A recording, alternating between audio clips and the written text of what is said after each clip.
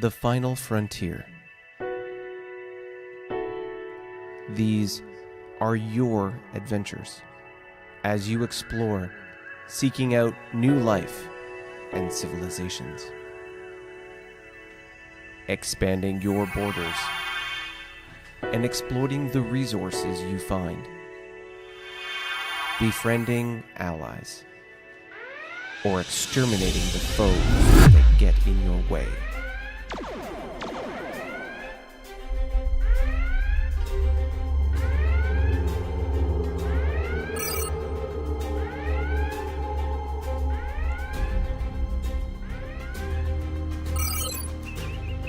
Contact detected entering sector.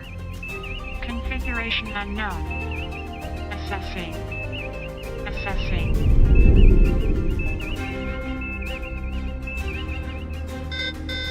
Initiating countermeasures.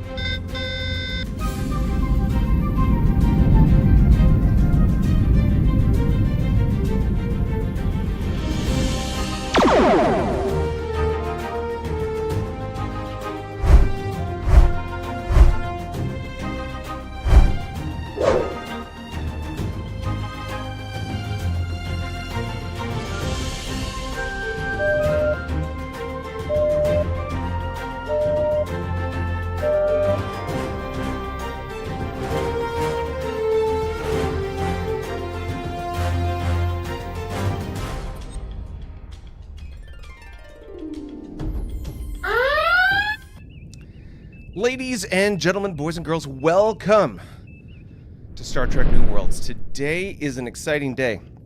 Not just today's live stream, but if you haven't already caught it, another video released earlier this morning. Hopefully that's providing you some exciting and delighting things to think about, things to talk about, and considerations for yourself as we go forward into the week. Happy Labor Day, everybody, north and south of the border here in North America. It has certainly been and is an exciting day for all of us. So what are we going to be talking about today? Well, if you watched the video this morning, you saw one battle of many battles that occurred over this past turn. So in turn 75, we're going to be talking about the rise of MTech. We've talked about MTech before, but there's some new folks that perhaps in the past were hiding their MTech shiny things, and we're going to talk about some of those. We're also going to discuss some of the many battles that have occurred. Of course, the Paravians and the Borak continue to go tete-a-tete, and then based on sort of how things are going, where that leads us going forward. Of course, we're going to be discussing and chatting about all the different exciting things that are going on in the game, and of course I'll be asking you a couple questions about what it is you want to see based on the video today. So without any further ado, I do want to quickly acknowledge our sponsor for today. You might have heard that there's a little bit of conflict going on in the galaxy, up, down, and all around. So our sponsor today has chimed in to try and alleviate some of the stress that you may be experiencing. Here we go. Are you feeling overwhelmed? The constant sound of phaser fire ringing in your ears? Does the steady hum of warships flying overhead got you down? Leave your worries behind with Galactic cruises around the galaxy in 90 days. Thanks to technological advances, our cruise ships can pick you up and scoot you away from all the heat, headaches, and hellfire, taking you to islands of tranquility across the galaxy. Feeling tense from all the trench warfare? Enjoy relaxing hot yoga on the desert planet of Footfall, led by the famous Gorn yogi Triciana. Prefer the company of furry friends to relax? Try the kitten pens of Abattoir, where you will be attacked by licks and steady purrs of Liren Young, while enjoying a pina colada and a snooze on the beach. Allergic to fur? We have you covered with a tropical swim and scuba dive at the aquatic paradise of Aquila, recently under new management. Of course, if you prefer hot rock therapy, no one knows heat and minerals better than the sauna savants on the planet of Quark. Rounding out our tour, we finish our galactic journey with a stop at the exotic Hydra Fall, where all your tentacle-tailored tastes can be satisfied totally. Call us and book your trip away from artillery anxiety and all the animosity that fills the void today. Galactic cruises around the galaxy in 90 days. Book your trip now. Oh yeah. So if you are just joining us now and you're thinking to yourself, I thought this was a Star Trek channel. What's with all this sponsorship business? Well, this is Star Trek New Worlds. Thank you for joining us here live today on Labor Day at a unique time at 3 o'clock. And of course, for all of our friends joining us around the world at whatever your local time may be. We are a channel taking you along our journey of our Galactic 4X war game, inspired by the rules of Federation Empire as published by the Amarillo Design Bureau, and the map that you're going to see here momentarily is populated through the magic of Vassal. So, we play a sci-fi 4X turn-based strategy game using the rules, or inspired by the rules of Federation Empire. And so if you like all things Star Trek and turn-based strategy, you can be like Steve and Carol down there. Hit that subscribe button, move us along our way, and get us to where we want to go. Hello to Lost Muskrat, Bill Smitty, and Coronis Adair. Thank you for joining us live. I know it's a weird time, and of course it's Labor Day.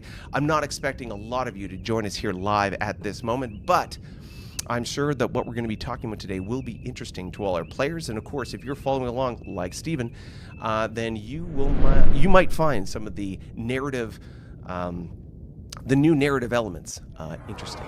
So without further ado, let's roll into the economy page. We'll talk about where the economies are at and what is going on. All right, so here we are. This is tracking income over time, as you can see. So right beside my head here, we've got the latest and greatest stats on money, as in how much everyone is making. You can see the Paravians continue to fall, as per the graph, down to now a massive 32 EP. But it's way worse than that, and we'll get into why that may be. The Tholians, 75.5. They are still kicking and clawing their way a little bit up every single turn. The Lyrans and the ISC are nearly neck and neck at 81.5 and 84.5 respectively. The Borak holding steady at 91.5 despite some losses and some gains this past turn. The Kzinti and the Hydran still in that 90 sort of spectrum, but just at the very top, and the Hydrans getting so close to the Federation, who have just topped 100 with 103. Of course, the Carnivon and the Klingons in a stratosphere all their own with 130 and 140 respectively. Oh my God, will anyone ever be able to catch those two behemoths? I don't know. We'll have to see. But that's sort of how the economy is rolling over time. Are there any things that you see, for those of you who've been watching us over some time, seeing this kind of progress as we go? What do you think? What do you think? Let me know. All right, let's slide back to the chat, and I see some interesting things. Okay, let's slide back. Message retracted by Bill Smitty. Bill Smitty says, yes, please, gray unexplored, or can we share one? Get one, you get one. You know me, I share quite well. I have a feeling Bill Smitty might have been writing that in a different chat forum, perhaps on our Discord channel. Didn't realize that he was putting it on YouTube chat. Unfortunately, even though you redacted it in the chat, it's still on the screen. There we are. Coronis is saying your voice track volume is much better balanced today, by the way. Thank you so much. I'm not sure what would have been the issue in the past there. Maybe just a bad connection. Who knows? Either way, here we are talking today about the Borak base blow up. So if you hadn't already seen the video, this is one of 3 thumbnails that I put up for the Borak base blow up walkthrough. That's the video that was released earlier today. I'd be curious to know which one of the thumbnails you saw. This is just one of 3. So if you've seen it, tell me which one you saw in the comments to this video, and let me know which one you like the most. Do you like this one, or do you like the one that you saw, or is this the one you saw? You let me know. Also, when it comes to that particular video, if you haven't already seen it, then please, after the live stream, go check it out. But let me know if that's the kind of content you would like to see more of. We've gotten some feedback from our various folks that was something that folks wanted to see, playthroughs of various battles and so on and so forth. So You ask, I try and deliver, and away we go. So that's where we are at there. Sliding back to the chat here, let's dive into what is going on the map, where things are at, and how it's looking. So I'll slide over to the map right now. All right. Okay, so we already did the economy. I just had the economy window up there from before. Let's also talk about fleet cap. Now, fleet cap, of course, is the total tally of ships that everybody has floating around. And if you've been tracking over the past couple of live streams, you've been noticing a trend. And let's see if you can pick up on that trend as we go through here. So right now, the Borak have 116 total ships floating in deep space. They have 203 total attack, 439 in defense, and their fleet cap is 461. For those who are new, remember that fleet cap, the number for fleet cap is essentially, for all intents and purposes, a tally of all the defense factors of the uncrippled ships. Once you get crippled ships, your defense factor total will decrease, and if there's a discrepancy between fleet cap and defense factor, that usually indicates you have some crippled ships in your fleet. The Carnivon, by contrast, have quite literally double, quite literally double the number of ships the Borak have, and over double their attack and defense factors. They have 534 attack, 965 defense, and their fleet cap is 971. Wow. The Federation finally starting to grow with 91 ships in their fleet. They'd been sitting at like 75 for the longest time, but now they're starting to increase the number of ships in their battle force. 223 is their total attack factor, 369 defense with a fleet cap matching. The Hydrons, the next player faction on our list, with 102 total ships in their fleet. That is the third faction of the 4 we've covered so far that have cracked 100 with the total number of ships that they have. Total attack factors of 215, 422 is their defense, and fleet cap matching. Interesting to note, as I'm going through these, note how many of these factions have fewer ships in the Borak but better stats from attack and defense factors. It's going to be interesting as we kind of go through. Next faction on our list is the ISC. They have 105 ships. That makes the 4th faction on this list, over 100. They have 290 total attack factors, 468 defense with a fleet cap of 472. The Klingons, the biggest, baddest economy in the game and the second largest navy with 179 total ships. Their attack factor still dwarfing everybody else with 647 and 846 with their fleet cap matching their defense factors. The Kzinti, our good friends in the black and white, have a total of 97 ships, knocking on 100's door with 249 attack factors, 416 defense, fleet cap of 422. The Lyrans, one of the 3 factions of the CLI Alliance, have 149, almost 150 ships. Wow. 423, their total attack factor, 685 defense, and a 689, their total fleet cap. I would have to say they are the 3rd largest navy in the game behind the Klingons. Wow. So the Carnivon, biggest fleet, but second best sort of attack factor. The Klingons, second largest fleet, largest attack factor, and the Lyrans, 3rd on that list with 149, 423, 685 respectively. Wow, that's impressive. The Paravians have a total of 51 ships in their fleet with 110 total attack factors, 216 defense. They're effectively, numerically, and of course from a stats perspective, effectively half of what the Borak are at right now. And of course, we can see behind the screen here what's going on in their neck of the woods. We've also got the Tholians, the last player faction on our list, at 124 total ships in their fleet, 206 attack, 538 defense with a fleet cap that matches. So that means there is only 1, 2, 3. Wow, 3 factions. Only 3 factions that have less, out of a total of 10, only 3 factions have less than 100 ships in the game. Wow. Wow, that's a testament for how big this game is getting. For those of you who have watched any of our previous campaigns, either Lost Stars, New World, or what have you, you'll know that 100 ships in a fleet is a bit of a milestone in the games that we've played in the past. This particular map is bigger. Economies are certainly bigger. And the total number of ships in everyone's fleets, consequently, are as well. So it's going to be interesting to see how this sort of impacts the game as we roll forward, and how much or how little that plays into everything that's going down. Well, why don't we start off with our good friends, the Klingons, at the top left of the map. We talked about, for example, the planet of Footfall earlier with our advertisement, talking about dry desert yoga. Well, that's just over here in the corner. You see a friendly planet within the Klingon sphere of influence.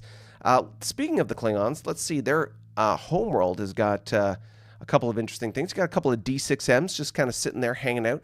You've got a tug, a Y-era tug, and a monitor. We mentioned that before in the last live stream. Let's pull up their capital. You can see here they've got a YDK. They're building a new YBS, and of course they have a certain number of planetary ground bases. On this wormhole, we keep checking it out because this is the wormhole that leads into Tholian space, and there's a bit of a standoff between the two factions on either side. So we continue to have Tholian border squadron here, but you can see that the Klingons are building, or have they built? Yeah, they have completed construction of a second base, so they have a YDK and a YBS there. Tug's still standing on station. I have a feeling that Tug will eventually upgrade that YBS to a YDK. Tholian Border Squadron, let's take a peek in and see what we got. So we still have the troop transport with the 4Gs. We've got a C4B. No more battleship. Interesting. No, so previously there was a battleship in this hex. No more battleship. We still have. Oh, wow! I'm just so shocked. You'll have to excuse my silence. So previously we had like some obscene number. I can't remember. It was like 42 or something silly F4s in this hex. Now we only have 17. Very interesting. So 17 F4s with a C4B and a couple of E2 frigates, and a D6E, which has some EW capability, but nothing too crazy. Very interesting. So there's been a movement of ships. The question is, where did they go? They're not on the homeworld. Oh, what's this? I see 24 F4s moving south. And you'll see 1, 2, 3, 4. They moved. Operational movement, they move south. So the question is, where are they going? There are some M ships here. So we've got 6 E4Ms, another 6 E4Ms. So a total of 13, lucky number, E4Ms heading south. And there's Apocalypse fleet. Let's take a look. Where are they? Battle groups, maybe? Oh, where is Apocalypse fleet? It's Vindicator, Harbinger, Apocalypse. There's the B4B. So interesting to note, just as a reminder to our GM and to our player, I believe this just might have been a mistake, unless it was strat moved. B4B does not move at 6. It only moves at 4. It has Y engines, not M engines, but it does have M weapons. So the B4B only moves at 4 hexes. So if it was in this hex, 1, 2, 3, 4, 5, 6, that would tie in with a M class movement. However, the B4B cannot move at 6 hexes. It can only move at 4. That may be a mistake or a typo with regards to the GM tracking that. He might have forgot it. So I expect that the Apocalypse should be here. However, if he was using strat movement, which is totally possible, then he could have moved as much as 8 hexes. So 1, 2, 3, 4, 5, 6. You have to end your turn on another supply node or strategic movement node in this case. So 1, 2, 3, 4, 5, 6, 7, 8. He could have gone as far south as this one here had he used strat move. So if it was strat move, it's certainly within the context of strat moving, but you could have gone a little bit further, assuming you've got the distance of 2 for strat moving, as opposed to 1.5. If it was 1.5, that ties in perfectly. And of course, if it wasn't strat move and it was operational movement, then, well, that's what it is. But just for clarification, the B4B, like the C4B, and any of those Y-era ships that get upgraded to beefier weapons, they only move 4, but they have the kick of a 6-movement M-class ship. All right, enough of that. That's very interesting, though, that they've sort of relocated some of that stuff. It might foretell of some changes happening on the Klingon front as far as how they are dealing with their neighbors. All right, as we scroll down here, what do we see? Oh, jeez.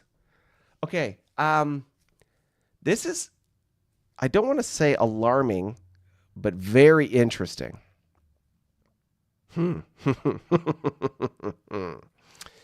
Okay, so we have D6E, D6M, D4, D6M, D4, D6M, D6M. So we got a lot of D6. We have a lot of M-class ships here.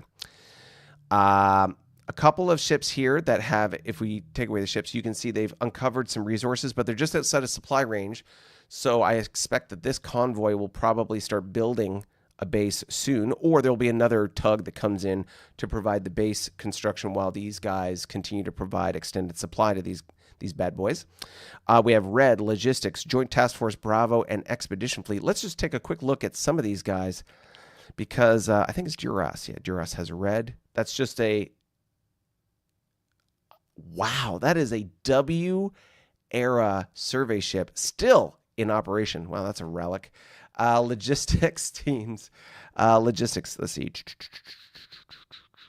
Logistics squadrons, here we are. So the fifth logistics squadron, excuse me, is 3 E1Ts towing, for all intents and purposes, a YFEL, tugging it around, taking it places. Then we have another survey ship, Joint Task Force Bravo. Again, I'm assuming this is a survey ship of sorts, or Beta, excuse me. Oh, this is much more exploring in force. We have a C4 Y-era dreadnought, D4 Y-era cruiser, 8 Y-era destroyers, and a commando destroyer, the F4G. Interesting. And then the expeditionary fleet, Klingon expeditionary fleet, just a standard Y-era survey ship. So we have a bunch of survey ships. A dreadnought, by the way, with a prime team almost has the same... actually does have the same chance to explore as a Y-era survey ship. The only difference is when you add the prime team to a survey ship, it just bumps it up by 1. But with a prime team, a dreadnought has the same opportunity. Whoa, ladies and gentlemen, notice the change in color down below. We've alternated that color from green to red. There must be a little celebration. So normally I like to celebrate those with a coffee. However, because today is Labor Day, it is the last day of the long weekend, we're going to celebrate with a slightly different beverage. It is a bubbly beverage. It is amber in color. As you might be able to tell there, it can be quite heady if you pour it too quickly. You might have a beverage like this in your hand right now. You might be thinking, I'm going to sit in the sun, watch this on YouTube, and drink my bubbly beverage in relaxing hot yoga style if you were on football. Yes, so we're going to be celebrating a little relaxation with the amber golden goodness of this particular beverage. I'm just going to let that head settle, because otherwise I'll be wearing a mustache above and beyond the beard that I already have. But thank you to Losk Muskrat for the coffee firing. If you also would like to help support the channel, help keep us lubricated, stimulated, and getting us in the right direction, you too can head over to coffee.com/New Worlds and fire a photon of caffeinated goodness our way. Although in this case, I would say it would be a barley goodness, something like that. And help us along the way. One-time firings can be as much as firings of photons, that is, can be as much or as little as $5. Coffee if you live in certain parts of North America, or you can join us at our coffee and Discord tier for a monthly donation, and you can gain access to our Discord channel where you can join us in the witty banter back and forth, and of course the narrative repartee that happens on the channel. Most recently, some interesting discussions about rules. And of course, we have a number of standard F&E games that are being organized by the players in our community. Currently, I have 3 either in the works or ongoing right now. So these are things that you can think about and do. All right. With that said, Olympia beer, Bill Smitty says. This is Steamworks Pale Ale. Steamworks being a brewery here in British Columbia, Canada, known for its microbreweries. But nonetheless, amber goodness coming our way. Where was I? Oh, yes, we were talking about the Klingons. This exploration and force down in the corner. I wonder what they're doing, where they're going, how this is going to result, but certainly with the relocation and redistribution of significant forces, 24 frigates, 24 destroyers, 13 frigates, and a battleship. Who knows where that is going and what is going to happen. It's going to take a couple turns for them to get where they need to go, but we'll keep an eye and let you know. All right, that's the Klingons, ladies and gentlemen. I should say one other thing. I don't recall, I'll just take away the ships real quick.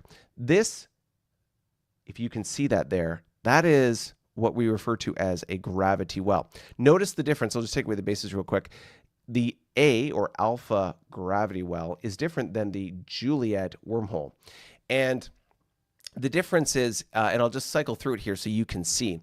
You'll notice that Juliet has sort of these diamonds. They're pointy on both ends, for lack of a better way to describe.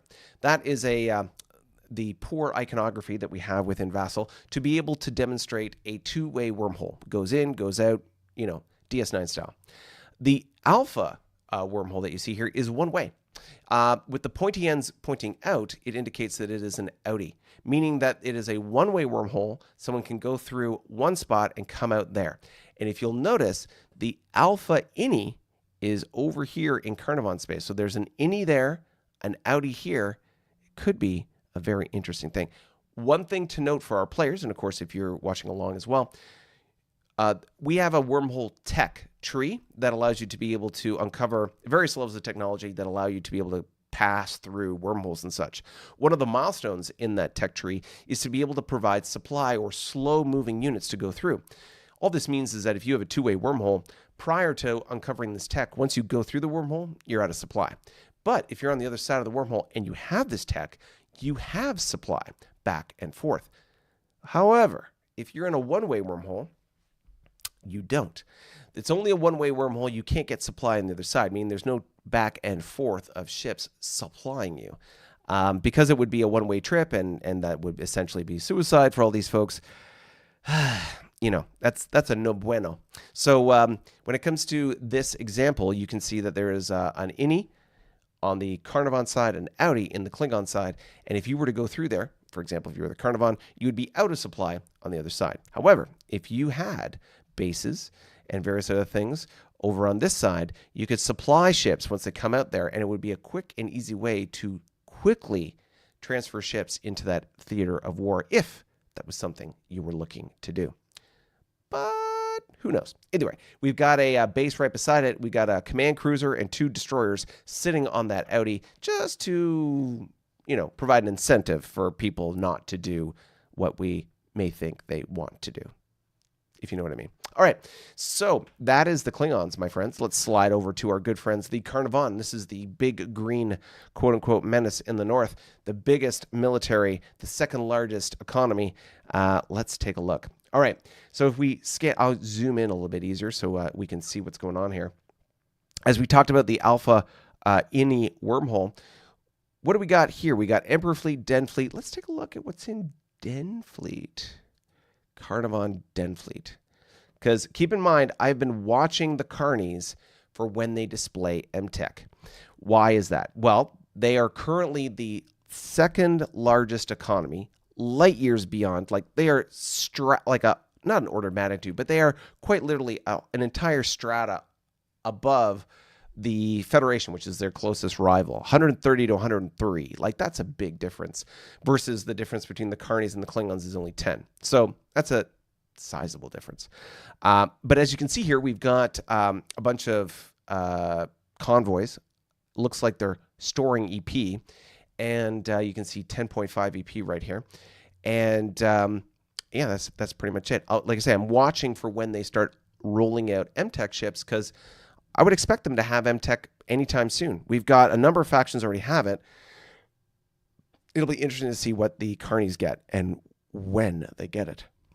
All right, we can see a bunch of ships here. Is this a... Oh, there's a YDK there. Okay. So there's just a bunch of ships here. It looks like they were repaired recently after Honan getting dogpiled, pardon the pun, because the Carnies were looking to obviously take that territory or take that minor faction, and they have quite literally done that. Wolfpack 6, it would seem, Carnivon. Wolfpack 6. Yep, that's the one here.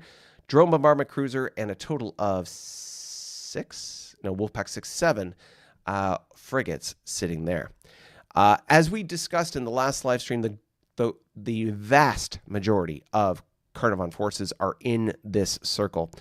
You can see that they are all pre-positioning themselves around the edges of Borak space. The edges of Borak space, as per treaty agreements, we should probably get to the point here where we should set the boundary so that we can have freedom of movement and no sort of issues. But we should set that border up, perhaps, at some point in the future, although we haven't done it yet. We have a base, looks like a base being constructed right there.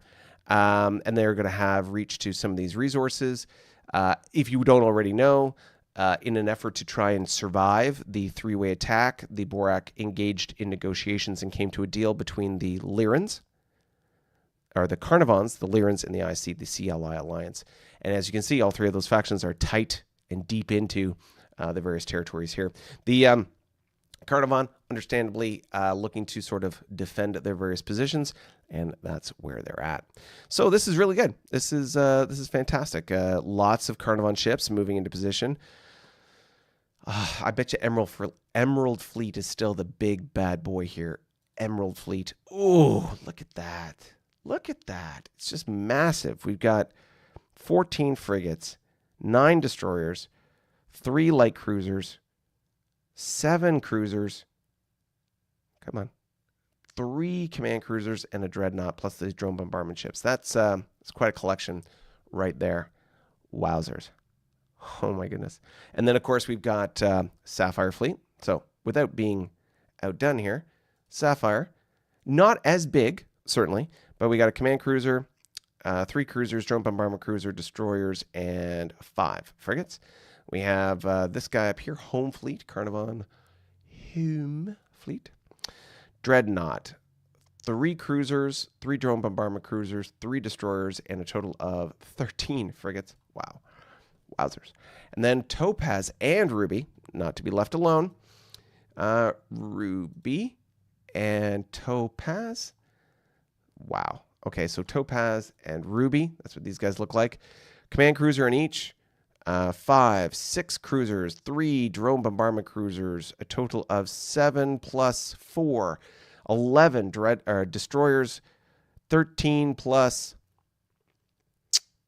6, 13 plus 6, so that's 19 frigates, drone bombardment destroyer down here, another cruiser, just random cruisers, 1, 2, so that's a total of 7 cruisers. Wow, there's just so much here, and then some commando destroyers as well. And then, of course, there's Diamond Fleet over in the corner here. Let's look at Diamante Fleet. Diamante.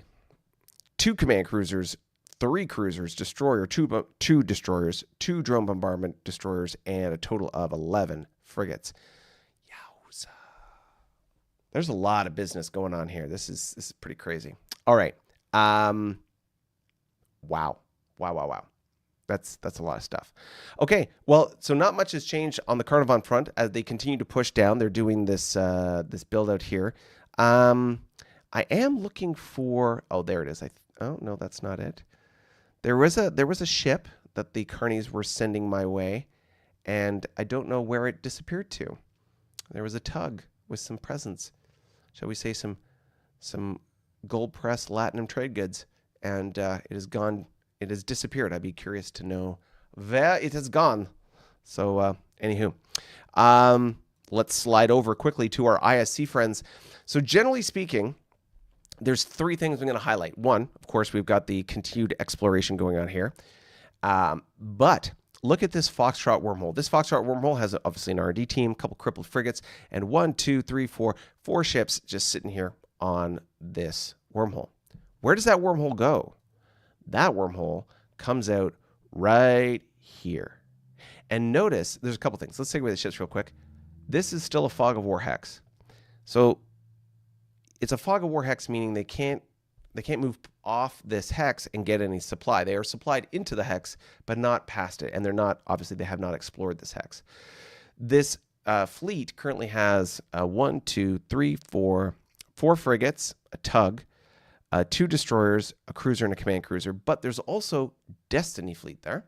Let's pull up ISC named echelons. And Destiny, you'll see at the top here, is another command cruiser, a destroyer, and a total of 5 frigates. So 5 frigates plus 1, 2, 3, 4. 9 plus a total of 3 destroyers, 1 cruiser, 2 command cruisers, and there we are. So there's a pretty significant fleet there guarding that wormhole. But did you catch it? Did you catch what I just showed and didn't address? I'll show you in a second. So we'll come back to that named echelons in a moment. But notice the continue sort of transition that's going on here. We've got Justice, Home Fleet, Providence Fleet. Okay, so let's go to Home Fleet first. So Home Fleet is a Dreadnought, CA, 2 CLs, 2 DDs, 2 FFs, and a Vulcan Scout, plus a couple of prime teams sitting there on this YDK. You've got Providence, Law, Truth, and Justice. Oh, Truth and Enforcement. Let's put up those echelons and let's see if you can catch it one more time. So you can see Providence Fleet. Providence is right down here. Command Cruiser, Destroyer, 2 frigates sitting there on that resource. We have a tug, probably going to build a base there pretty soon. You have a tug that's been captured at this YDK, or sorry, YBS. And Law Fleet. So Law Fleet, where are you? Command Cruiser, Light Cruiser, and 3 frigates right there. Then there's another frigate, Hospital Ship, still trying to make things better over on this planet. And then there's Truth and Enforcement Fleet. Truth is a CA, CL, and DD. Enforcement is a CC and a DD. So 2 cruisers and 2 destroyers supported with a light cruiser sitting here off in the corner. Have you caught it yet? Did you see? Ladies and gentlemen, that's yours. It's moving your way this turn. Smitty, what is mine? What are you referring to? Just for clarification. But while he's answering that question, have you noticed what I was mentioning? Look at this. There's a DN with a, not 1, but 2 CLMs, light cruiser from the M era. Then there's a CL, YCL. And then there's 6 DDMs and 6 FFs. What? So what we have here is 2 light cruisers, 6 DDMs and 6 FFs. What this looks like to me is 2 build cycles of M-class ships. Interesting to note, no cruisers yet, no heavy cruisers. And I wonder if that's just the schedule that the IC have. Like the Federation, for example, gets light cruisers first and takes a while for the other ships to come online. This may be another one of these examples. So 2 CLMs, 6 DDMs, and 6 FFs. Notice the stats on this. Now, just do basic math. 24 divided by 6. These bad boys are 4-4 ships, 4 attack, 4 defense. The DDMs are 4 5s, and the CLMs are 5 6s. So that's a very sort of steady transition. 4-4, 4-5, 5-6. That's pretty good. Imagine what their cruisers are going to look like. I can tell you that the ISC, when they get like their full M docket, watch out. So officially, ladies and gentlemen, the ISC, looks like they did it a couple turns ago, have joined the M era in full jazzy hands and stereo sound. Ladies and gentlemen, another coffee has been fought. I'm going to take a sip from this BR. And quick sip, ladies and gentlemen.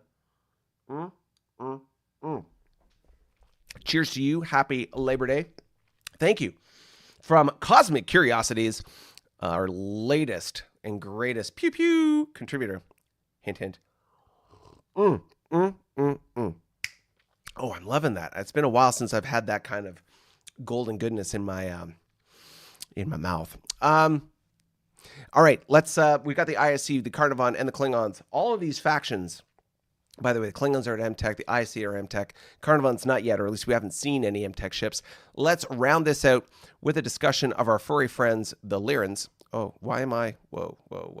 Stop that. All right. Let's go over here and let's talk about our good friends, the Lyrans. So in the top of this map, you will see the steady progression of Lyran ships moving into this neck of the woods. So this is all part of the arrangement, of course, between the Borak and the CLI. You can see frigates and tugs capturing various things. There's a base that has been captured here, a base that has been captured here. And yeah, that's pretty much it. So we got Home and Silver Moon. Let's take a look at Lyran. Home fleet. This is the big fleet that they've had sort of sitting around for a long time. It is a heavy dreadnought, 3 command and 3 heavy cruisers, 15 light cruisers, geez Louise, 7 destroyers, and 16 frigates. This is a pretty significant fleet. And then, of course, there's Silver Moon. Let's see, where do I get Silver Moon? I'm trying to remember. Her name is Blood Duchy Foremost. There it is, Silver Moon. Finding these fleets sometimes can be a challenge. Okay, so Silver Moon, just 2 ships. The big fleet, home fleet, sitting there, very central. And then, of course, we've got back here, we've got the Black Claw. So Black Claw fleet. Let's take a look at Lyran Black Claw. Ooh, where are you? Blood Claw? No. Black Stripe? No. Black Claw. Here we are. Black Claw, heavy dreadnought, command cruiser, 2 of them, light cruisers, destroyer, and a total of 11 frigates. But this is just show. This is like powdered sugar on top of the cupcake. The real show, the real demonstration of Lyran might is in Foremost Fleet. Let me show you. So Foremost Fleet is, oh goodness, there we are. Foremost Fleet, bam. Here it is, ladies and gentlemen. We got 1, 2 command cruisers of the M era, 1, 2 heavy cruisers of the M era. Notice the difference in attack and defense factors. Same defense factors. The cruiser has 7 attack. Command cruiser has 9. Excellent ships. The light cruiser, similar to the ISC, they have 5 6s, so the 5 attack, 6 defense. Excellent. They've got a total of 10 right now DDMs, which are 4-5 ships, so very similar, actually identical to what you saw with the ISC. And then, of course, their frigates, slightly different. Looks like they are 3 4s, and 3 attack, 4 defense, and you've got 12 of those sitting there. And while those M-Tech ships are fantastic and fun, it's the introduction of the scouts that makes the money honey. In this game, we have a variety of technologies to discover in our tech tree. You can certainly deploy scouts, as almost all of our bases have EW, but until you discover a specific tech called scout functions, all your EW is halved. Now, that being said, if you are in a fight and you have a EW unit and the other faction does not, it doesn't matter. You get that one die shift that you saw, for example, in the base battle in the most recent video. But if you are facing another faction with a scout, then it's going to probably neutral out in one way or another. However, there's not a lot of other factions that have scouts in play. I don't think the Klingons do yet. Although they do have some ships that have EW. The D6EM, by example, has some EW. I don't see anything from the ISC, and I haven't seen anything from any of the other factions. So it would seem, as of today, the only faction that has M-ship scouts in play is the Lyrans and the Klingons at this point. We'll have to see how that evolves. So we talked about how the Lyrans are at 149 total ship count, and they are the 3rd largest military in the game. So between their home fleet and Foremost Fleet, that's sort of the center of their military might. They are really kicking butt and taking names, I would have to say. So they are doing quite well in that regard. We'll have to see how this sort of like rolls forward. But so they have, obviously, what they're doing. Their shape, like if we zoom out, you know, when we first encountered the Lyrans, they had that lima bean shape. They haven't really grown too much. They've got this little spearhead, which really was the Borak pushing into them, and then, of course, it went the other way.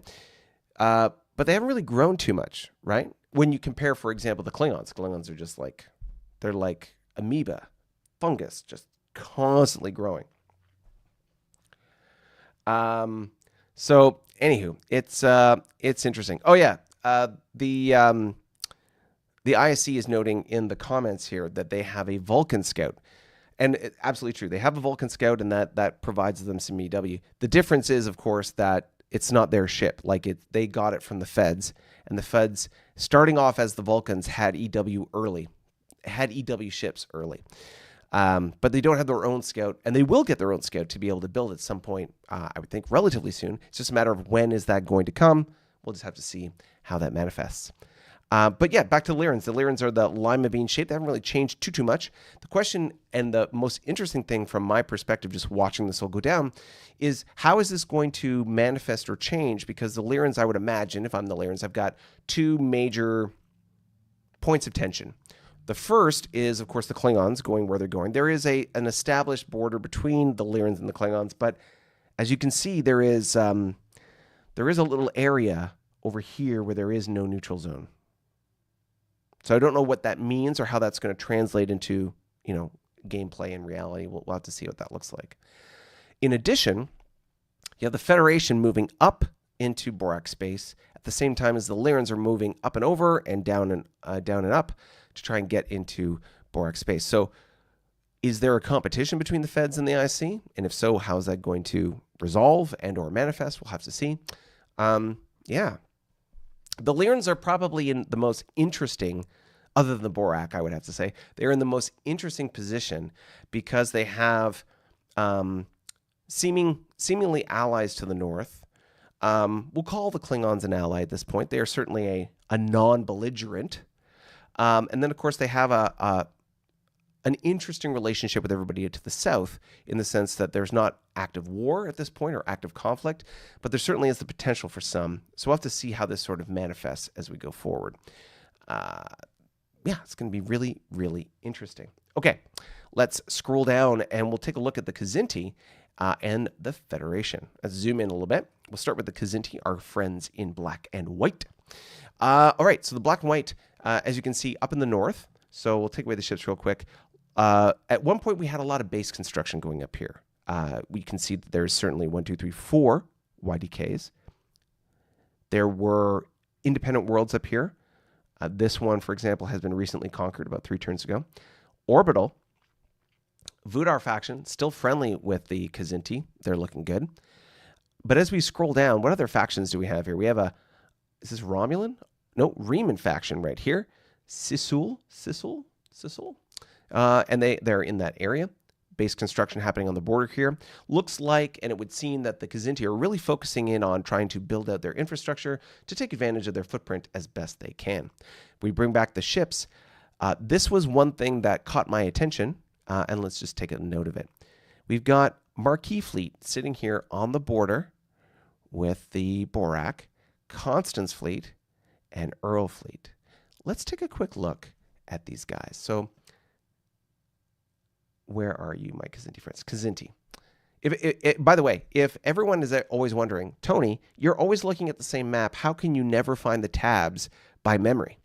The reason why is because we have slightly different modules or mods for the vassal map, depending on which game we're playing. So we have this one, which is New Horizons, and it is using one version of the mod that we have.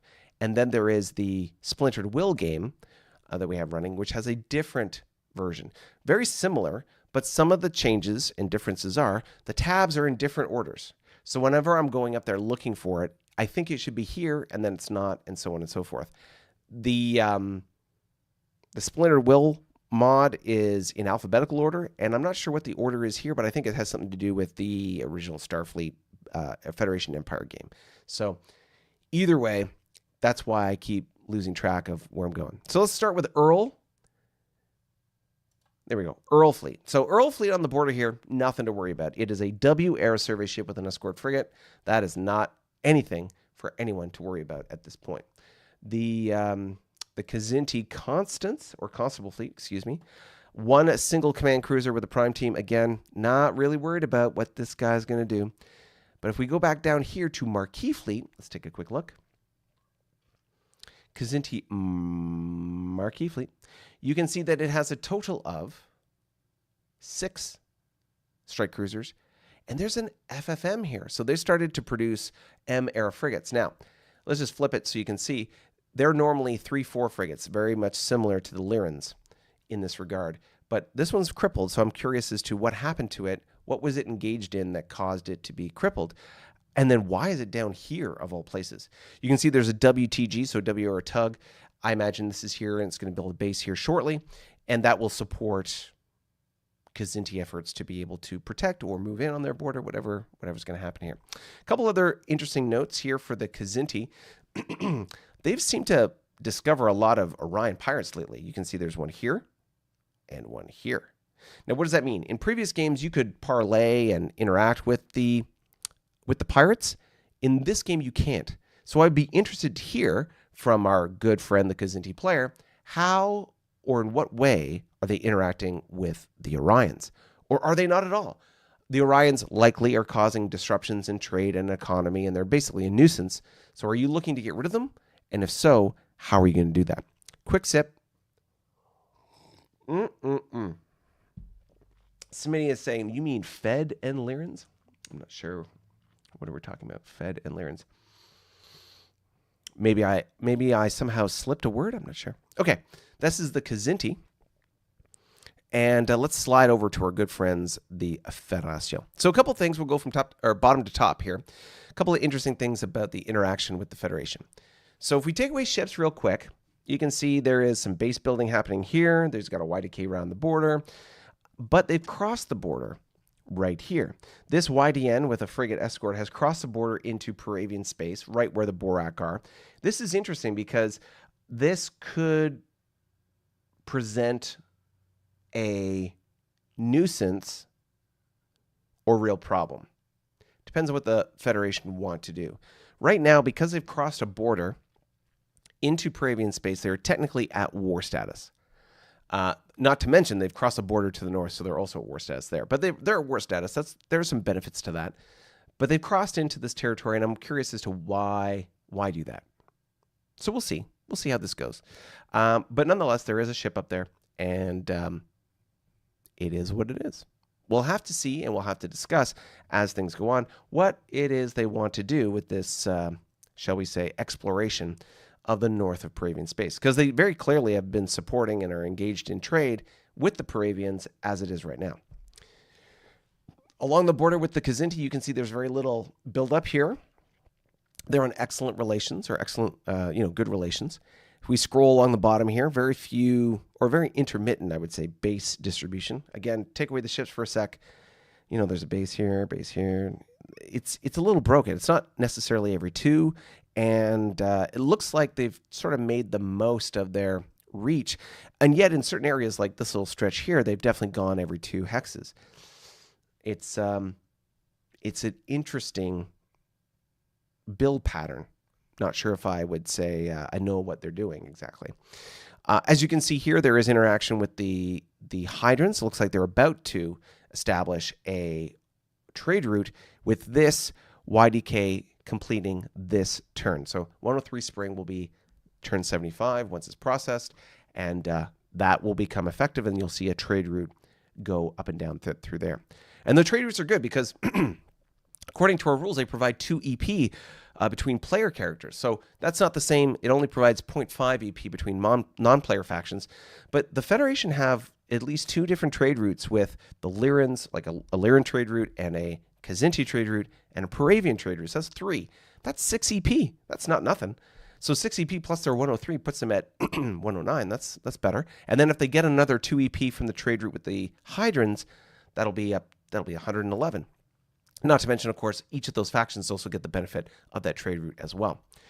So that's good. And as we go further north here, you can see here is the Federation moving across the border into Borak space. Now they're about to bump into Borak units, so it'll be interesting to see what the interaction is, the discussion, whatever the back and forth. So it'll be interesting to see what that looks like when that occurs. But yeah. Are the Federation looking to start a fight with the Borak and or just take stuff? If they are, what does that mean for further relations between the Federation and the Borak? Who knows? If the Federation starts taking or gobbling up some of this territory, are the members of the CLI going to get testy about that? Are they going to feel that that's their territory? Back off. And what is that going to look like? we'll have to see what those interactions look like as we go forward. So that's the Federation. Oh, I will say I'm going to look through a couple of their fleets because I feel like they're so close. They are so close. They must be so close to MTech. Let's take a look. Task Force Rady is the one that's right here. Task Force Rady. Yes. Welcome to the M era, Federation. So you can see there's a CLM here. CLM is the first M ship that the Federation get. And as you can see, they have a bunch of CLs here. So the Federation don't have a lot of ships that they can upgrade from Y to M. In fact, the only ship they have is the CL. However, the CL can go from the YCL to the CLM fairly quickly. And as you can see, he's got 9, 10, 11. So he's got 11 CLs that he can convert into CLMs, which means he will very quickly have a very capable 5 attack, 5 defense M fleet. Now, the question is, how soon will he start being able to pump out his M-class cruisers? The first M-class cruiser they'll get, I believe, is the OCA, which basically looks the same. The counter looks very similar to the CLM. It's like a beefed up version of the CLM. It's called the OCA, the old cruiser, or the old heavy cruiser. And it has a 7-8 attack and defense. And then, of course, a little bit later, they get the CAM, and it has the same stats. It just looks the classic saucer nacelles Enterprise. So we'll have to see how that looks and when they start rolling those bad boys out. But let's take a look and see if we can find any other M ships floating around their fleets. I would imagine Home Fleet might have 1 or 2. Let's take a look. Federation Home Fleet. Nope, but we do have that Vulcan Scout there, which is interesting. Task Force, maybe there's up here. What is this? Task Force Costnet. Federation, Task Force Costnet. Nope, CC, CL. There we go. I'd be curious to know from our Federation player, are conversions of CLs from YCL to CLM, are those a major or minor refit for you? And why is that important? The major minor refit impacts how many refits you can do in the sense of how many upgrades you can do in a single turn. And of course, this is sort of one thing that's going to catch everybody, especially those who are doing upgrades. You can't upgrade a Y-era ship to an M-class ship, let's say, for example, in this case, a YCL to a CLM, at a Y-era base station, like a brain's not working, space dock. So a Y-era space dock is basically a Y-era starbase, but it only has Y-era tech, so it doesn't have the technical capability to upgrade your ship. So that's where we're at. We'll have to see how this works going forward, how quickly the Federation are able to roll out these ships. Oh, I see over here, I missed this. There's an FFM, a single FFM just sitting here. Note the 3-4, 3 attack, 4 defense. Again, this is in line with the Kzinti and the Lyrans when it comes to their frigates. I'm trying to think of where else to look. YDN. So very clearly, they haven't been at MTech long. Maybe last turn was their first turn at M based on the conversion. So we'll have to see. We'll have to see the progression and how quickly they roll these M ships. Note this for everybody. The rollout of MTech and M ships in different in the game is going to substantially shift the nature of the game. Oh, Daniel is notifying us a YCL to a CLM is a 2 EP upgrade, which I believe qualifies it as a minor upgrade. Correct me if I'm wrong, Daniel. So if it is a minor upgrade, that means you can conduct 2 of them per turn, per upgrade location. So at a slipway, you could do 2 in a turn. If you had an SBM in that same hex, so a M era starbase or a BS. No, it'd have to be a starbase. So SBM is the only kind of base station that could do it. They could provide an M-era upgrade to those ships as well. Just depending on how many SBMs you would have, the alternative being slipways. Yeah, so Daniel's confirming it is a minor upgrade. Okay, so congratulations to the Federation. Welcome to the M-era. Woo, baby. Yes. Here we go. All right, let's slide down, and I will move my head over to the other side. Here we go. Anytime you're ready, there we are. So we've slipped over to the other side, and we are now looking at my good friends, the Hydrons. Like I said, we can go visit this planet over here. If you're taking the 60 days around the galaxy in 90 days, you can visit Hydrofall, which is right here. Hydrofall is the home of all your tentacle-tailored tastes that can be satisfied in their totality, however you like. So that is what we are looking at here. Note, this is really good for the Hydrons. They got 2 medium planets here. These planets have obviously grown over time, but yeah, 2 medium planets, that's sweet. That's awesome. Okay, so bringing back all the ships here. What do we got? I don't see any M ships yet, but let's take a gander. We've got a lot of convoys sitting on the homeworld. I imagine they're going to be hosting some EP. What else we got here? Let's take a look at New Fleet. Hydra New Fleet. It would be on brand if there was an M ship in there. Obviously not. We've got Third and Expeditionary Fleet. Let's just take a quick look. No big deal. Expeditionary Fleet. DN, CCs, DDs, no big deal. Third Fleet. Let's take a look at Third Fleet. Maybe there's something in Third Fleet. You never know in these early days where these M ships are going to show up as far as how players want to distribute them.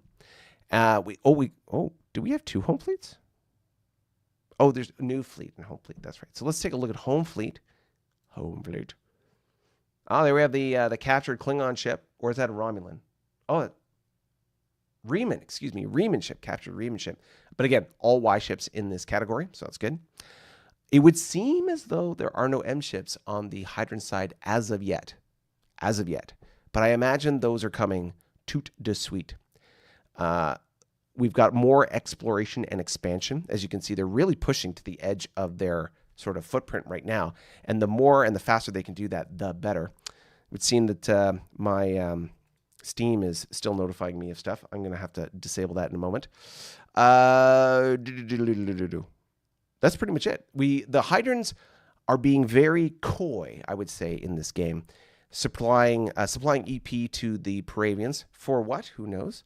And of course, making their way ever so silently, gray men-like, through the campaign, pushing north, and they are going to continue to push north. It'll be very interesting to see how far they go, and how they do or don't interact with the other factions up here. Will the Hydrons, if we zoom out, I'm going to zoom out to the max here. Switch my head over to here, zoom out to the max. So this is the big picture map. Now, can you imagine over there the Hydrons basically looking like a boot? Think of them like Italy from a geography perspective. You've got the foot at the bottom and the shaft of the ankle or the calf going up the side there. How far will they go? And then, depending on how far up they can go, who will they interact with? Will they interact with the Carnivon? Certainly, possibly the IC. Will the Federation block their access to the Lyrans? Is that a good thing or a bad thing? Who knows? Like I say, there's so many sort of interesting ways that this sort of can evolve. And I will zoom back in. All right. So that is our good friends, the Hydrons. To slide over to our friends in the, shall we say, the Granite family. We have our good friends, the Tholians, continuing to expand slowly but surely. Like every good rock, they are ever so consistently moving their way across the galaxy.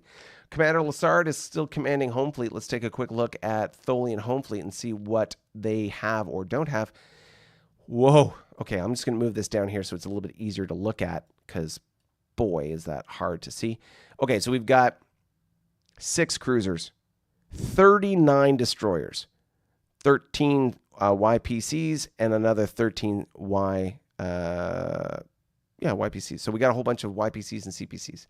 So total of 26 of those, 39 destroyers, and a bunch of cruisers. So just to remind everybody, the total attack factor of the Tholians is low. They don't have very offensively powerful and combat-capable ships in that regard. However, what they do have is the ability to do what's called a pinwheel, and 3 ships will go back-to-back, and they will add 50% to their total defense factor. So, for example, you got a patrol craft here that's a 3 defense. You put 3 of them together, it's 9 defense. Divide that in half, and then add that to the total defense factor. 3 YPCs, when pinwheeled, will be a 13.5 defense factor. And then, of course, they'll have their total attack factors combined as well. So 4.5, 4.5, 9. And the third one is, brain will kick in anytime now. 13.5. So, yeah, you'll have a great offensive, mostly defensive fighting force that can really... Oh, no, it's not 4.5. What am I saying? They're 1.5 attack units. So it'll be 4.5 attack and 13.5. Yeah, 13.5 defense factor. So that just makes them really hard targets to take out. And then if they also have the Tholian web capability, a technology they'll have to research. So if they've got that, then that means once a single battle round has been completed with a intact pinwheel or pre-existing base. So if it's just a pinwheel, you have to have the pinwheel in place for one total battle round, and then there's a web in place, which means that all the attacking ships cannot be taken off the battle line unless a tug or a designated ship pulls them out. Basically what that means is if you've seen our combats or we've talked about combat before, typically once a ship is crippled, you will remove it from the battle line and you will replace it with a fresh ship to make sure that you have the total and best attack factor, and of course that you don't lose any ships in the total battle. However, with a Tholian web, you lose that flexibility to be able to pull crippled ships off the battle line. They have to stay in place. Again, the only exception being if you have a designated tug or a certain ship, like basically a 1-for-1, the ship has to be designated in advance of the battle round to be able to go in and pull out a single crippled ship. So it's a 1-for-1 trade. You can't just like have one tug and pull out as many as you want. This is going to make things very interesting or challenging for anyone who wants to attack the Tholians. Regardless of where they're at economically, they will be a hard target regardless. So we'll have to see how that all works out. Okay, that's our good friends, the Tholians. Let's slide back to the chat and see where we are at. All right, Bill Smitty says, fighters, fighters, fighters means M-Tech Hydrons. Okay, so yeah, the Hydrons are going to eventually get themselves M-Tech, and when they do get M-Tech, they're probably going to have early fighters. Quick sip. Fighters are going to be interesting in this game. One, because fighters provide two things. One, they provide you extra attack factor, and if you look at generally Hydron ships with fighters, they tend to be a little overpowered versus other M-Tech era factions. Now, everyone has their strengths and weaknesses, but the Hydrons, for example, have excellent M-era ships. Also, fighters are attrition units, meaning that they can soak up damage and be discarded without crippling a ship. You can have ships in your fleet that are carrying fighters, and they can supplement or populate fighters to the ships in the battle line. So, just as a theory or a thought experiment, you have, just say, 5 ships in a battle line. 1 command ship and 5 other ships. All those ships have fighters. Let's say 1 fighter each. I know Hydrons have more than that, but let's just say they have 1 fighter each. And then in the back, you have ships that aren't on the battle line, but nonetheless in the fleet that's in the hex. They have, let's say, 2 ships with 5 fighters each. In the first battle round, the entire fleet takes 5 damage. No problem. They burn 5 fighters to take up that damage. Then the ships that are carrying fighters in the backfield, they send their fighters forward and they repopulate the fighters in those ships in the battle line. Boom. Okay. Then we have another battle round. Oh, another 5 points of damage are done. Okay, burn those 5 fighters, and then we're going to push the last round of fighters to the front. Okay. Third battle round, 5 damage. Boom. The fighters eat it, and you still have, after 3 battle rounds, not a single ship crippled, and just the fighters burned. Let's say at that point they decide to retreat. Because there's no crippled ships, pursuit, it won't be possible. So they retreat, and then as long as they're in supply, their fighters auto-repopulate. The only thing is, in this game, and correct me if I'm wrong, Daniel, I believe the cost for fighters is something like 0.5 EP per fighter factor. I feel like that's what it is. I may be wrong. 0.5? I'm going to look it up real quick here on our table. We have a bunch of spreadsheets where we sort of document information, and I don't know where I'm going to find it in this document, though. Where would I find Hydran fighters? Well, I'll have to look at this at another time, but perhaps Daniel already knows the answer to this question, being our GM, but that fighters are repopulated at a cost. This is different from normal F&E. In normal vanilla F&E, fighters are automatically repopulated. There is no cost to it. You just have to be in supply.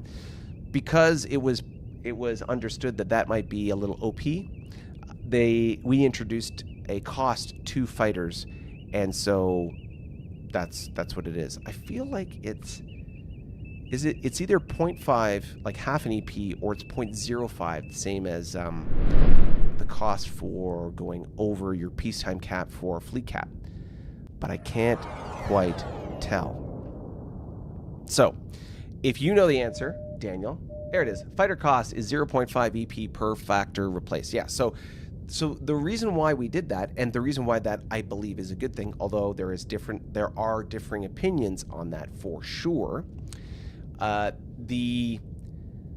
you were to repair a ship, for example, if you repair a ship at a starbase, you are paying 0.5 EP per point that you're repairing. So, for example, if you have a frigate, it's a 1-point repair. It costs you half an EP to repair it.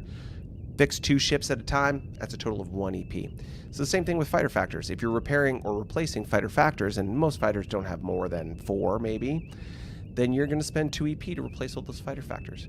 The advantage, though, that the Hydrants still have in that example is that they don't have to bring their ships back to a base or a repair facility to repair it before it can continue. As long as you're in supply, you just spam fighters back to that unit, and obviously you pay a cost for it. So that's fantastic, really, like just absolutely fantastic for fighter races.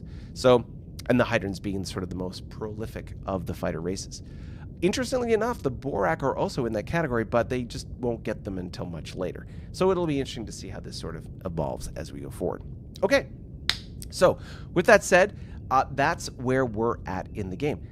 Couple of quick questions for you, my good friends, my audience members, my players, my participants. First question. Oh, sorry, we haven't even talked about the Borak. Look at that.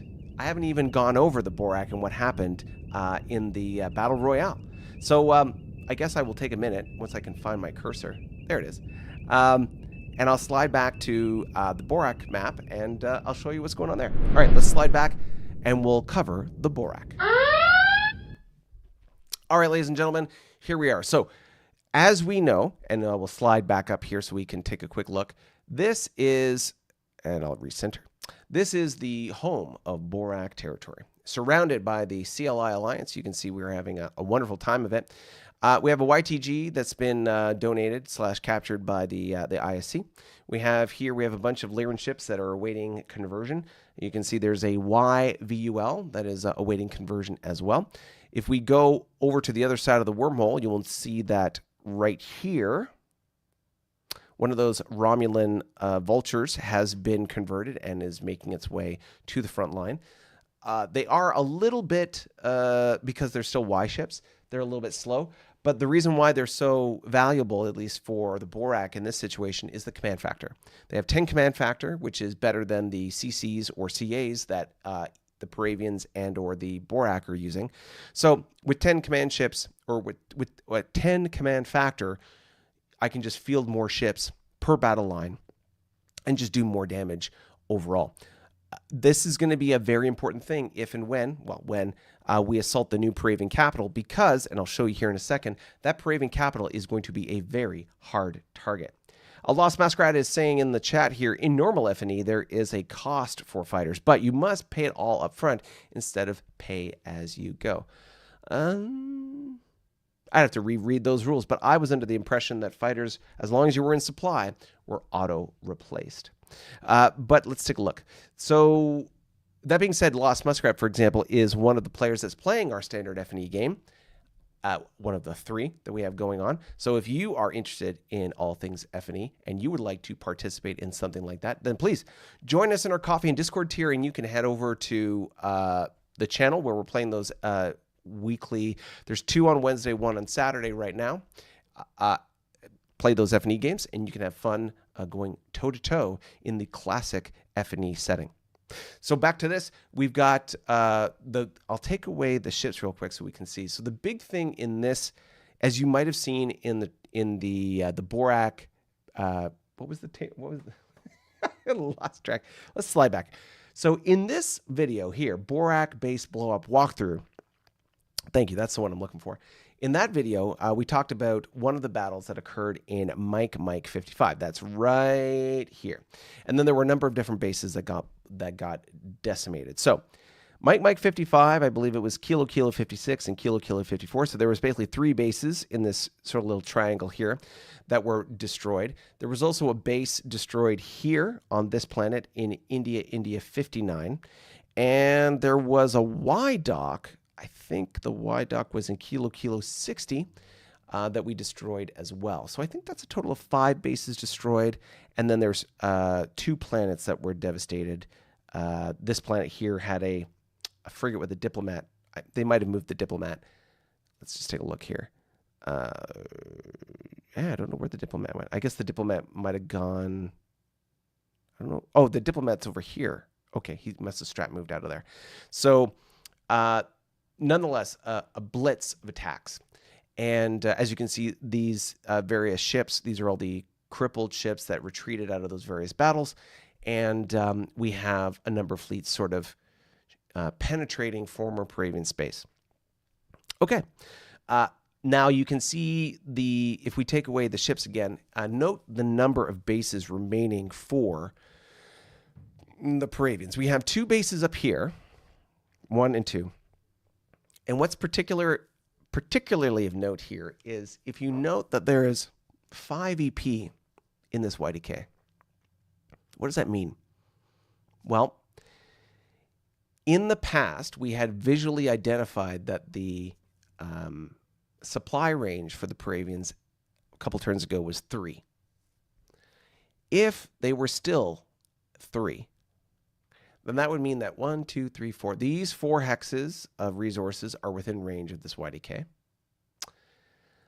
This, and that's it. So 1, 2, 3, 4, 5, 6. There are 6 EP within range of these YDKs. But 1, 2, 3, 4. This is 4 hexes between these 2 bases. If his supply is less than 4, 1, 2, 3, 4, he can't connect to these bases, which would mean that this area up here is an isolated supply grid. That's a minor irritant, but why is it important? Because, and why does this 5 EP indicate that that's likely the case? Because in an isolated supply grid, the EP is locally collected at a specific point, and it can't reach the homeworld, meaning you can't spend it. So, for example, we know that the Paravians have a 32 economy. Well, if you take away 1, 2, 3, let's say you just take away the 4 EP that are isolated up here from that number, that means it's effectively 28.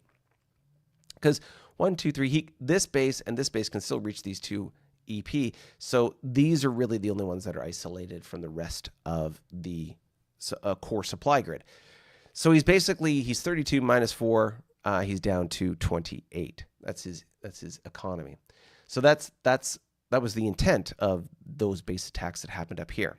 So we got 2 YDKs up in the north. One is demonstrating or perhaps showing that they are isolated. And then we have one. This one should be completed at 102 fall since we're going to 103 spring. So 1, 2, 3, 4, 5, 6, 7, 8, 9, 10, 11, 12. He's got 1, 2, 3, 4, 5, 6, 7, 8, 9, 10, 11, 12, 13, 14. How did I mess that up?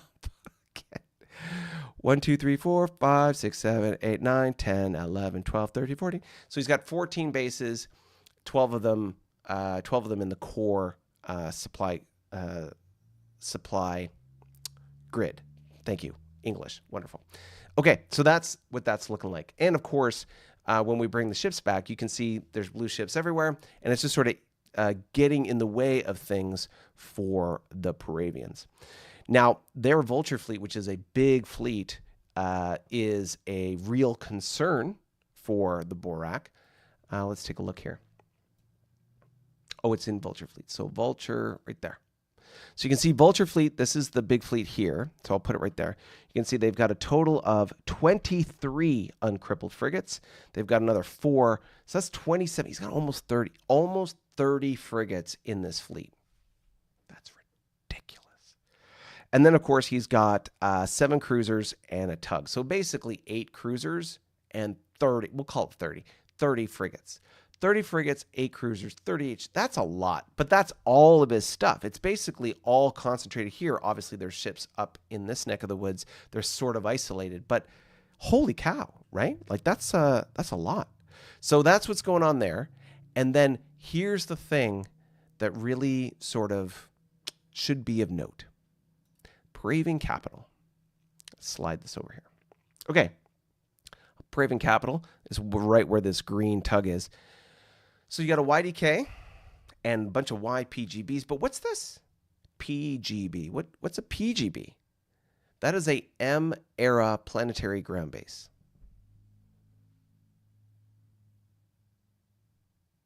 Say it again.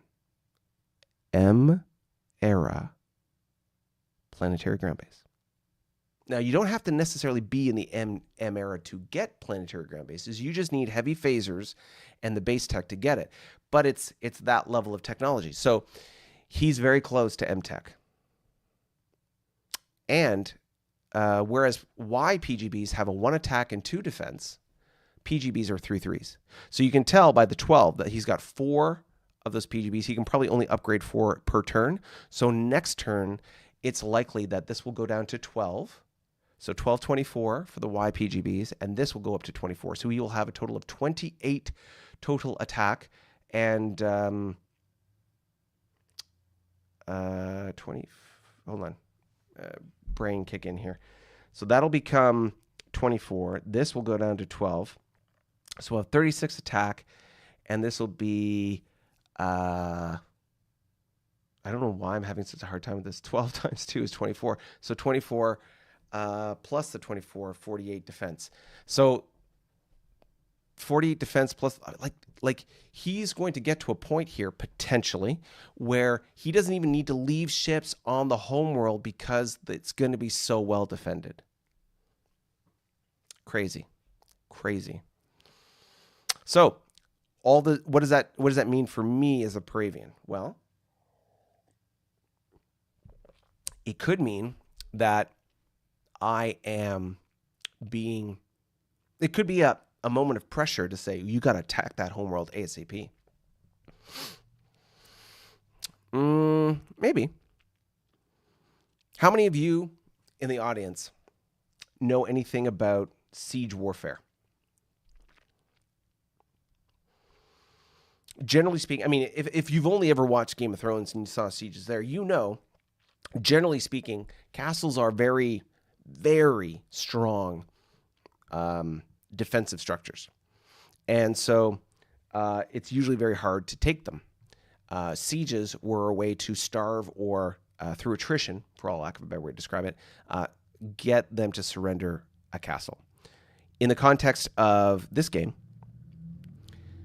there's a couple different strategies. The very beginning of the war, the Borak went in and tried to decapitate the Paravians, and we've litigated that. And we've had a discussion about how that did or didn't happen, or how that went down. And then the Paravians basically relocated to their where they are now, and are using that as a location to be able to defend themselves. Great, fantastic. It's a very hard target. So the question is, do you fight him in an outright head-to-head combat where he's strongest? Maybe that's the way to go. It would be another like ball to the wall, wiping out your fleet kind of battle. And maybe that's what needs to get done. Or do you attack him where he's weakest? So, for example, we saw this turn, the Borak isolating some supply grids, doing some significant damage when it came to bases. Maybe that's the play. Just keep devastating all his bases to the point where he has no income, essentially. Like no supply to be able to recover any of that EP, potentially.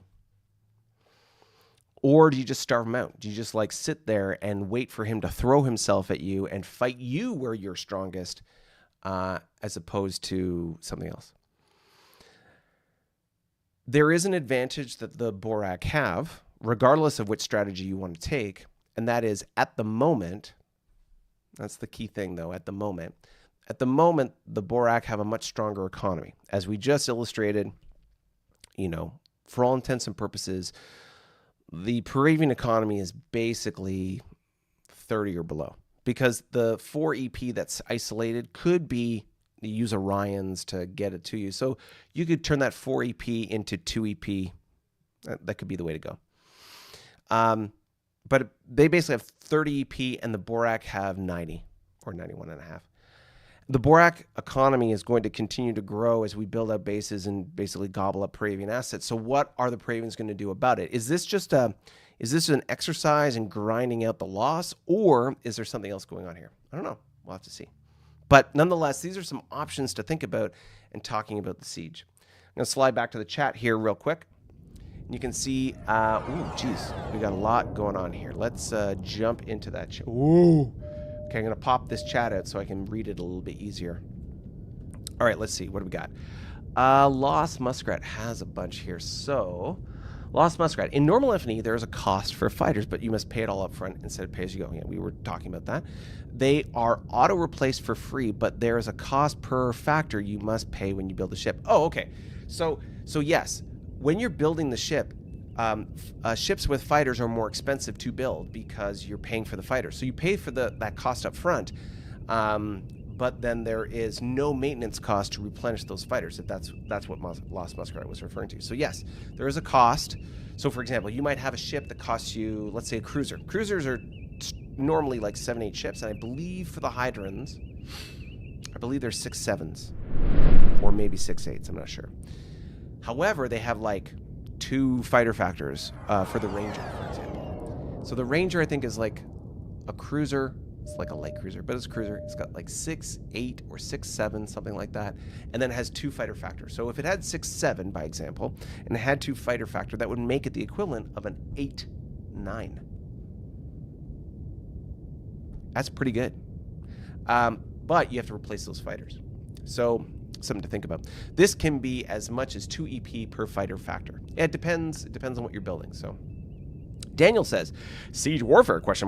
I once stood outside a Dairy Queen till they gave me a discount for my missing fries. Does that count?